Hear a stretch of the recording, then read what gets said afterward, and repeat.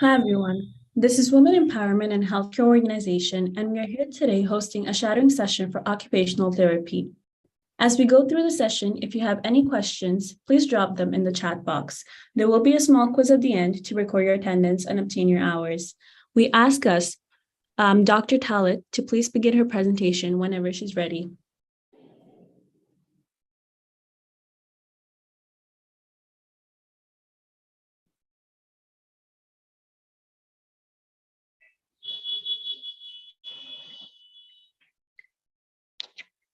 Hello, everyone. We should start it now. Shall we? Yes, you may start. Okay. So let's talk about what is occupational therapy. Let me first introduce myself. My name is Talat Parveen. I'm an occupational therapist. I have completed my bachelor's in 2017 from Delhi University, which is in India. I had completed my internship from government hospitals in Delhi. Apart from my degree, I'm also a certified cupping and dry needling therapist. In my 5 years of career, I had worked in special school, child development clinic, and inclusive schools. So with this, let's start. So what is occupational therapy? Occupational is term related to occupation, but it's nothing related to employment or your job. Occupational therapy is a type of healthcare that helps to solve the problematic symptoms that interfere with person's ability to do the things that are important to them. Everyday things like self-care, getting rest, eating, moving around the house, being productive, going to work or school, participating in the community and leisure activities such as sports, gardening, social activities. It involves the use of assessment interventions to develop, recover or maintain the meaningful activities or occupations of individuals, group, or communities. It is an independent health profession, which means we don't need any reference. So how it's began? What is the history of occupational therapy profession? The first era is related to 1900 and to 1920s. World War II initiated, and if we talk about occupational therapy history in India, then the first OT department starts in King Edward Memorial Hospital in Mumbai, India in 1950. The founder of OT school, first OT school was Mrs. Kamala V. Nemkar, and she was also the first president of IOTA. First diploma starts in India in 1966, which is in Bihar.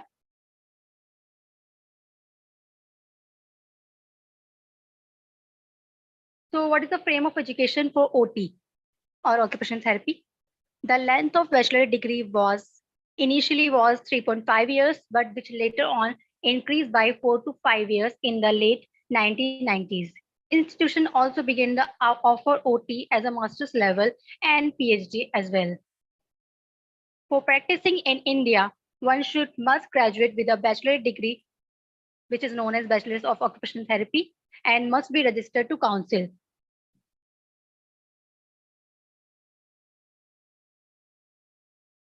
So what is occupational therapist? Occupational therapist who perform OT or occupational therapy is called occupational therapist. Simple, I guess. Occupational therapists, often called OTists, are the primary provider of occupational therapy services. OTs are university educated professionals that apply their specialized knowledge and skills to recommend a course or preventive or corrective actions and will help people lead more productive and satisfied lives. Trained to understand not only the medical and physical limitations of a disability or injury, but also the psychosocial factors. Occupational therapists must be registered with the respective council in order to practice legally in respective countries.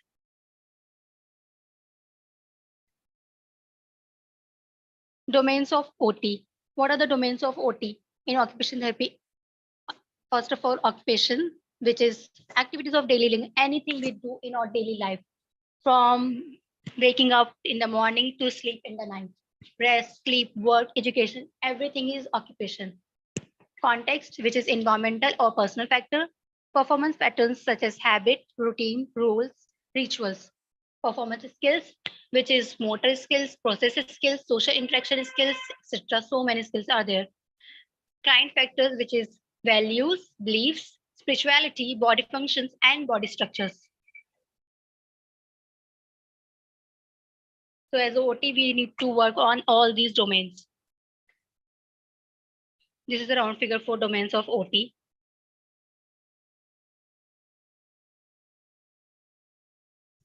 So who might need occupational therapy? Occupational therapists help people of all age who have physical, sensory, or cognitive problems. OT can help them regain independence in all areas of their life.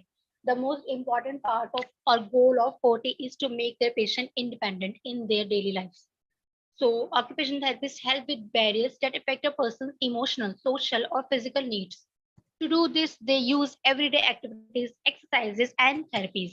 OT help kids play, improve their school performance, aids their daily activities, boost their self-esteem and sense of accomplishment.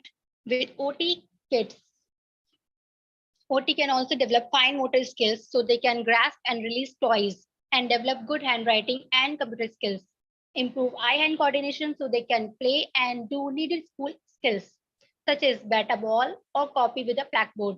Master basic life skills such as bathing, getting dressed, brushing teeth, or self-feeding. Learn positive behaviors and social skills by practicing how they manage frustration and anger. And also OT works with special equipment, which is also known as adaptive equipments or devices or processes or thoughts to help build their independence. These include wheelchair, sprints, bathing equipments, dressing devices, and communication aids. OT can also help who have birth injuries, birth defects, sensory processing disorders, traumatic injuries, or brain spinal cord injury, learning problem or learning disorders, autism, arthritis, mental health or behavioral problems, broken bones or other orthopedic injuries, development delays, post-surgical conditions, burn, spina bifida, traumatic amputations, cancer, severe hand injuries, multiple sclerosis, cerebral palsy, and what no. So OT is for all age group, for all practices, whether it is geriatrics or for neonates, adults or infants, school age children or teenage. Where do occupational therapists work? Occupational therapists work in a wide spectrum of settings, whether it is helping an elderly person, as I said earlier, continue to live at home through modifying living situations and skills, or helping a child develop muscular strength to hold a pencil. So from birth to old age, OT can work in every field. This is a brief about OT. Occupational therapy developed milestones, whether it is physical milestones, social milestones, or cognitive milestones. It prevents injury and complications. It enhances skills, present abilities, evaluate problems, causes, and needs. And finally, OT train uses of equipments, devices, and orthoses.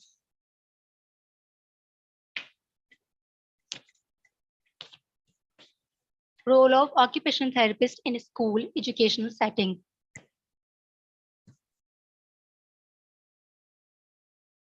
The OT can observe students' participation in daily activities and their lockers in the classrooms or the playground. The OT can help the teacher learn to observe motor skills and identify students where motor difficulties may be impacting or learning participating. Aid in the development of differentiation instructional strategies. See, when a special child is between normal people, they might be neglected by others because they don't know their symptoms or signs or what his need. So if OT work in schools, they can identify and work as early as possible. And early treatment is always best. So OT is very much important in whether it is inclusive schools or special schools.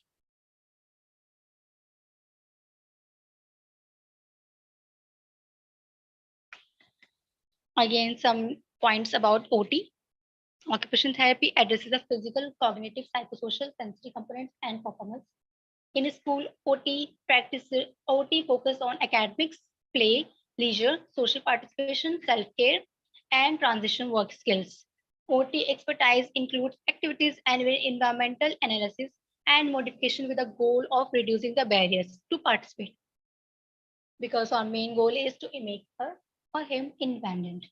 Service for struggling learners in general education, service for individual student in special education, evaluation, assessment, and individualized education program team, identifying the presence of disability and whether there is educational need for occupational therapy service, adapting the environment, modifying curriculum, supporting accommodation, ensuring access and participating in social activities, educational program, assisting in preparation for transition post-graduation. The support student participation in school routines while promoting independence. Identification of hidden cases. I guess we are at the end. And that's all. I hope it's clear. Thank you so much. Thank you, doctor, for your time. It was amazing. We do not have any questions for now, but if we do, we'll let the participants maybe DM you or we can see how that goes. Thank you.